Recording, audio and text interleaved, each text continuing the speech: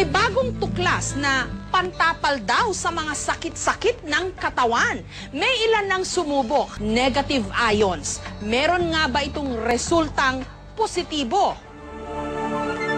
6 na buwan lang si Baby Rupert nung nagkaroon siya ng tinatawag na scalded skin syndrome. Matinding sakit sa balat kung saan namumula at nalalaglag ang balat sa kanyang buong mukha at katawan.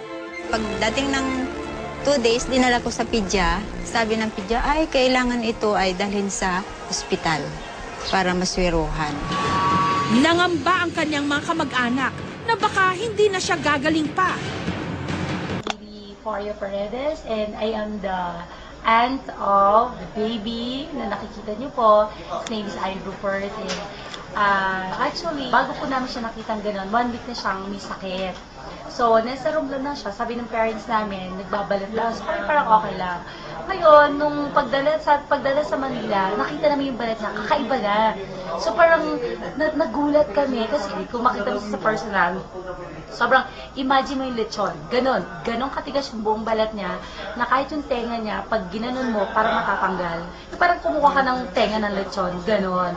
So, sobrang nakakaawa. Tapos pag-iiyak siya, nagka-crack lahat yun. Kasi makikita mo yung dito, nagtanggalan na yung mga skin niya para siyang katatapos ng initin na lechon. So, kung makita mo yung ganung bata, sobrang nakakaawa. And nung nalaman namin, sabi ng doctor niya na it's a bacterial infection, nagkaroon kami ng hope na yung negative ion natin ng Love Moon, that is 99.9% kills bacteria. So, nung nalaman namin yun, what we did, syempre, I have faith in my product and I believe in my product. What I did, tinanggal namin sa panty liner. What I did, nilagay ko sa bata. Kasi yung bata, mabahong-mabaho na siya, hindi siya mapaliguan, parang bed sore siya. Sobrang baho niya, nakakaawa talaga. So, what we did, dinasala namin yung negative ion, yun na nilagay namin sa kanya.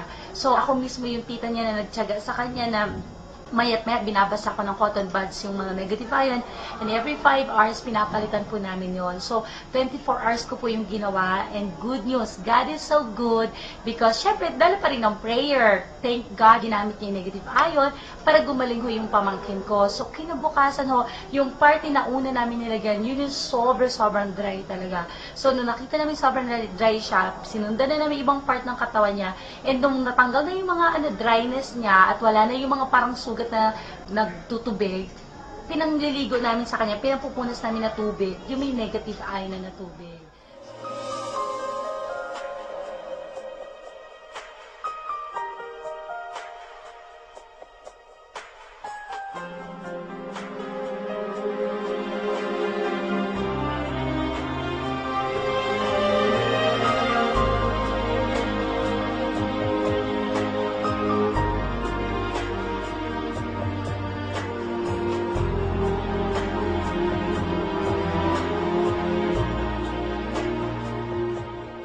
Kami sa mga living testimony ng product, and isa lang kami sa dami-dami nag-testify na.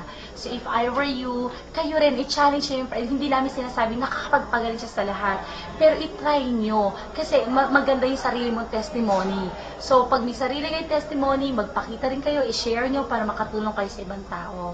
So I hope to see you in the office and pag-aralin yung product natin, dahil sa product na to makakatulong tayo, at the same time aangat pa ang buhay natin. Makalipas ang 1 taon, heto na si Baby Rupert.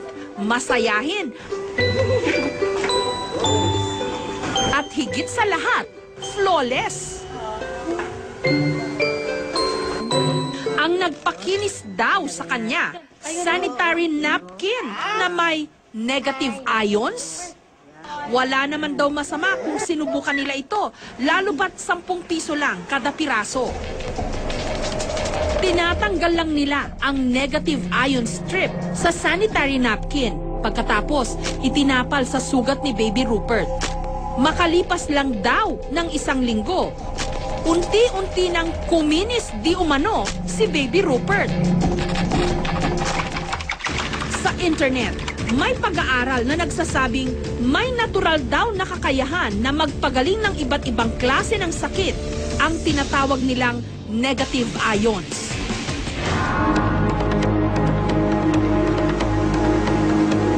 Nagmumula raw ito sa kalikasan mismo, katulad ng waterfalls, dagat, at bundok.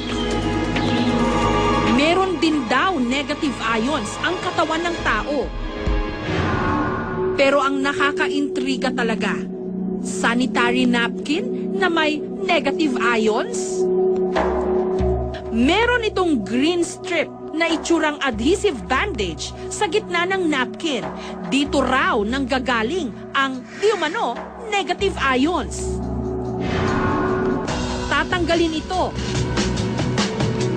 babasain, at ididikit daw sa sumasakit na parte ng katawan. Sinadya namin ang tanggapan ng distributor ng sanitary napkin na meron daw negative ion. Taong 2006 nung naimbento raw ito sa China. Pero noong nakaraang taon lang sinimulang ibenta dito sa Pilipinas. So na they came up with all researches. Noon, sa small strip na yun, nilagay nila sa napkin. And since they're in the business of napkin, yun na rin ang ginamit. And it's patented. Trade secret daw ng mga Hapon na siyang gumagawa ng kanilang produkto kung papaano inilalagay ang negative ions di umano sa strip na ito